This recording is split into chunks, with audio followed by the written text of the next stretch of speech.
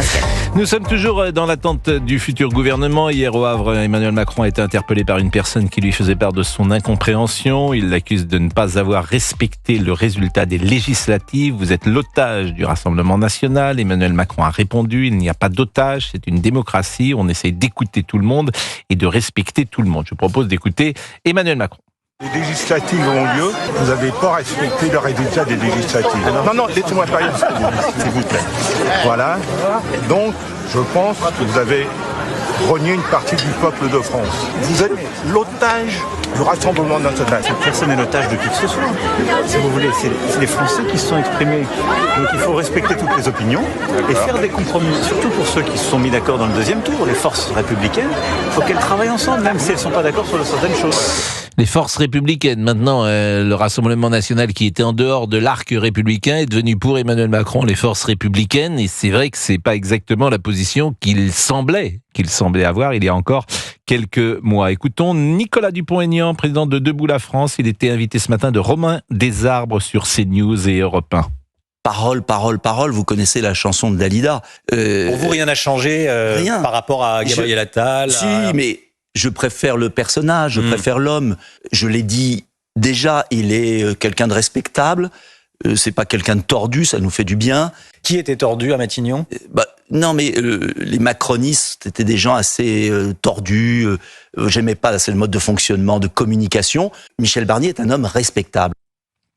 On peut écouter également Nicolas Dupont-Aignan une nouvelle fois sur la présence potentielle de républicains dans le gouvernement. Tous ceux qui ont échoué depuis 20 ans, qui sont responsables du chaos actuel, immigration, perte de compétitivité, désordre, abandon à l'Union européenne, tous ceux qui ont gouverné depuis 20 ans, qui ont été désavoués par les Français, le référendum de 2005, la défaite de tous les gouvernements, vont venir sur le radeau de la Méduse. Ils rêvent tous d'être ministres. Ils ont échoué, ils vont être ministres. Mais si dans une PME, on prenait le comptable qui a dérobé la caisse, celui qui est en procès, tous ceux qui ont échoué, qui ont été nuls de A à Z, et si on les reprenait tous dans l'entreprise, vous croyez que l'entreprise aurait des clients ?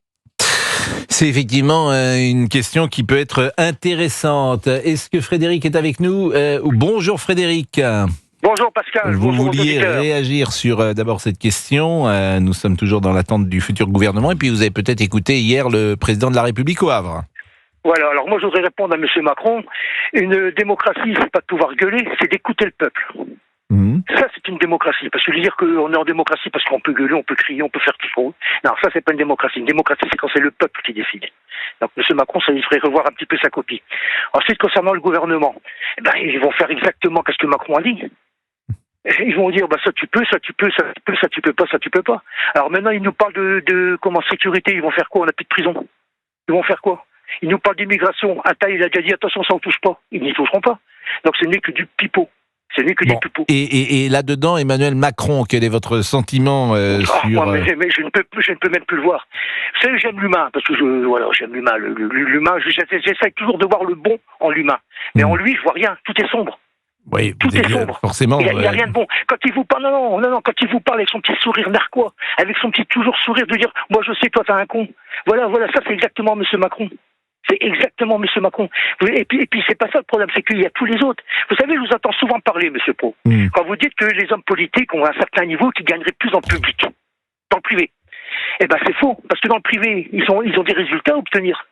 S'ils n'ont pas de résultats, ils sont virés. Nous, ceux qu'on récupère en politique, c'est pas les meilleurs, hein. En l'espèce, Emmanuel Macron avait une réussite assez importante dans son domaine. Là où vous avez raison, c'est qu'il est possible que les prochaines années, ceux qui viennent faire de la politique ne soient pas les meilleurs, pour 2 ou 3 raisons. D'abord parce que il n'y a pas tellement d'argent à gagner en politique, et tu en prends plein la figure. Non, monsieur Pro, je ne peux pas vous laisser dire ça. Regardez, il y a une vidéo qui est en train de tourner. On voit monsieur Larcher, d'accord, au Sénat, alors habillé avec un costume que moi il me faut 2 ans de salaire pour payer son costume, où il y a 3 laquais qui viennent lui porter son plateau d'argent, une bonne entrecôte et tous en train de manger. Vous pensez que ce gars-là, il fera quoi pour garder sa place pendant que la majorité des Français crèvent de faim?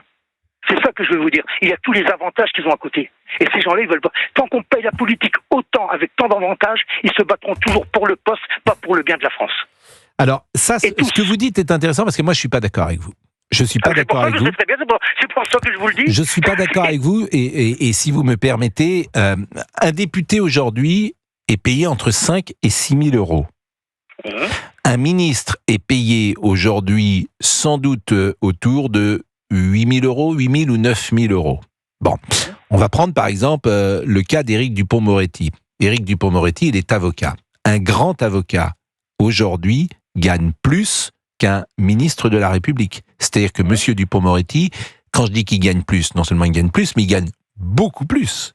C'est-à-dire qu'entre ses revenus d'avocat et ses revenus de ministre, il a peut-être divisé, peut-être par 10. Peut-être qu'il avait 1 million d'euros de revenus lorsqu'il était avocat, parce que ce type d'avocat peut être dans ces sommes-là, peut-être est-ce 800 000, peut-être, mais les grands avocats gagnent extrêmement bien leur vie. Et de la même manière, Bruno Le Maire, aujourd'hui, s'il se met sur le marché du travail, une grande banque internationale, il peut aller à New York, croyez-moi, il gagnera beaucoup plus. Donc moi, je rentre pas dans cette démagogie, si vous me permettez. C'est pas gentil ce que je dis pour vous, Frédéric, mais il n'y a pas d'avantage financier aujourd'hui à faire de la politique. Donc, vous me donnez 2 noms, là, je suis entièrement d'accord avec vous. Mais je peux vous en donner, si je peux vous en citer plein. Attal. Qu'est-ce qu'il a fait? Il n'a jamais travaillé dans le privé. Mais alors Attal, pardonnez-moi, il a travaillé dans le privé, puisque il fait quoi? Il faisait des petits jobs. Au départ, il était, je crois, voiturier ou serveur dans un restaurant. Mais après, il a choisi ça. Je vous assure qu'Attal... Non, c'est ça que je veux vous dire. Attendez, Frédéric, je termine après... Laissez-moi juste... Allez-y. Non, mais Monsieur Attal, vous le mettez dans la com à Paris, dans une grande agence de com, il gagnera plus que Premier ministre. Oui, donc l'aspect financier pour eux, moi je le mets de côté. En revanche, il y a le pouvoir, il y a des avantages, pourquoi pas, de vie, parce qu'effectivement, voilà, il y a des gens, tu peux être sensible aux honneurs, pourquoi pas, mais l'aspect purement financier, je le mets pas dans la balance. Moi je le mets. Et il n'y a pas que d'ailleurs. Je vous ai pas convaincu avec ce que j'ai dit alors.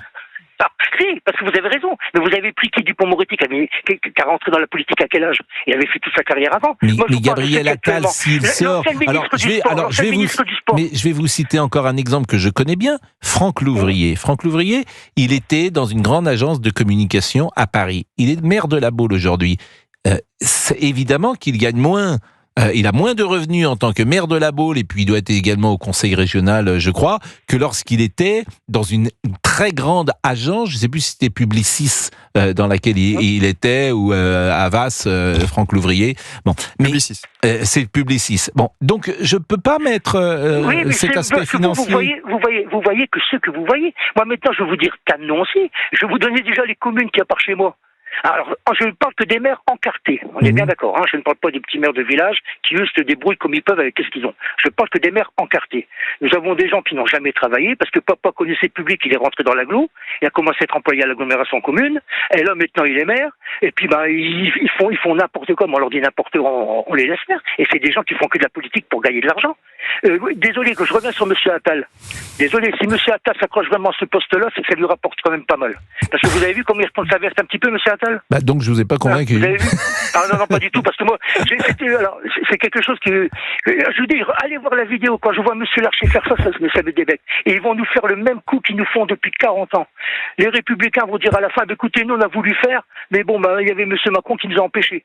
Et puis voilà, c'est tout. Mais ils ne feront rien de plus. Bon, ça c'est encore autre chose. Mais je vous assure, et je sais que c'est pas très populaire de dire ça, je pense qu'il faut très bien payer nos hommes politiques, parce qu'autrement... Non, parce que si vous les payez très bien, ils s'approcheront pas. Mais autrement, le risque, c'est que vous allez avoir que des gens qui...